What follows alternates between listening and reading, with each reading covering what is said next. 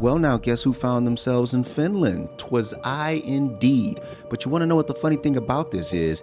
It was kind of an accident. Your man just happened to have a lengthy layover there, and it just seemed too perfect for me to be able to check out yet one more Nordic country. And kind of in a bonus way, because it was not the plan. But I didn't want an opportunity like that to go to waste, so I didn't waste it. I touched down, touched ground, walked around, and dipped out. And oh hell, Sinky, what a surprise. A surprise because anybody who knows me or this channel knows that I get into my wanting some city vibes every now and again. So naturally I had to leave this frankly amazing airport to go look around and see what I can see and maybe learn some things in Helsinki, Finland.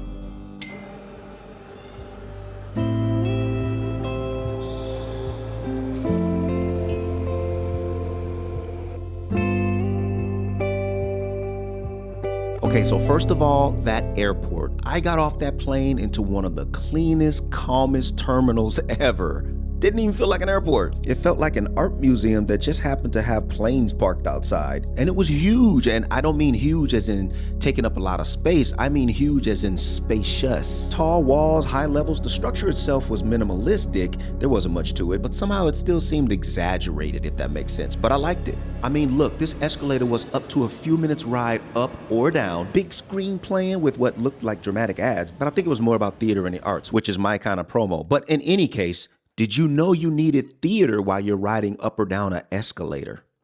I didn't either, but here it is.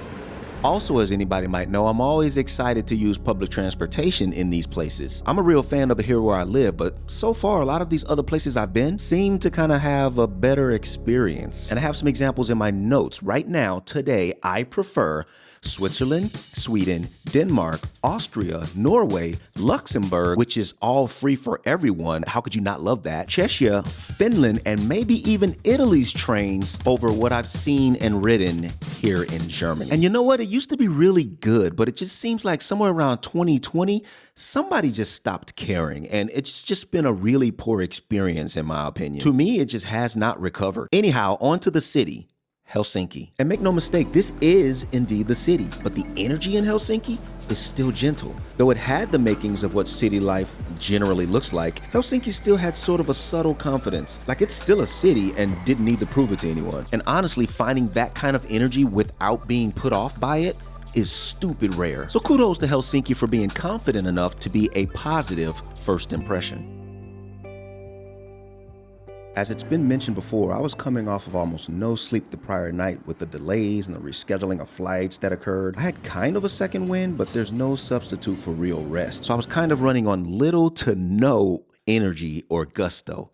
And in true me fashion, I decided coffee was necessary. So I found an espresso house. Fun fact, espresso house coffee shops are primarily located in the Nordic countries, Sweden, Norway, Denmark, Finland, but I've seen that there are a few also in Germany now here where I live. It's the largest coffee house chain in the Nordic region, and the company was founded in Sweden in the late 90s. With coffee all in that espresso house atmosphere, the place just smelled of comfort. A little coffee, a little cinnamon, but a whole lot of calm, if you know what I mean.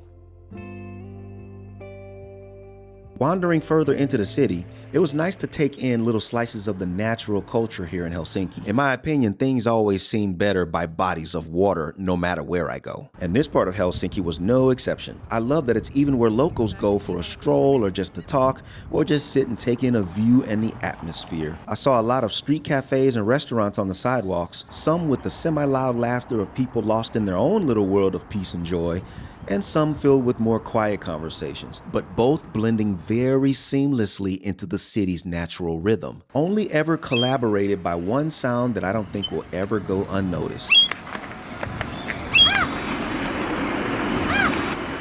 The seagulls. Bruh, these things really are everywhere up near the water, swooping above and screaming and stealing food straight from the non-confrontational pigeons. These little bastards can be quite the annoyance, but it is nature, and we definitely have to let nature be. Not for nothing though, with so many seagulls, I would have thought there would have been a bigger problem with like bird poop than there actually was.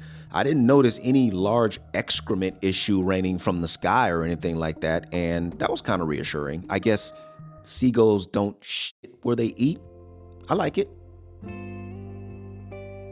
Eventually, the stroll turned into a search for something to eat. The place that was settled on was a street vendor style setup near the water. Simple and casual, but the kind of place where you do get the feeling that the food just might hit right. I ordered a fresh little seafood dish, and for this being a quick turn eatery, I think it was rather beautifully plated, and it tasted wonderful, again, as if it had been caught that morning. And I honestly don't know if it was the quality of the food or my excitement of being where I was, but this did become one of my favorite travel meals over the whole time that I was in the Nordics. And that's saying something. As another little sidebar, finding this food where I found it at happened to be in the middle of an indoor multi-vendor market setup.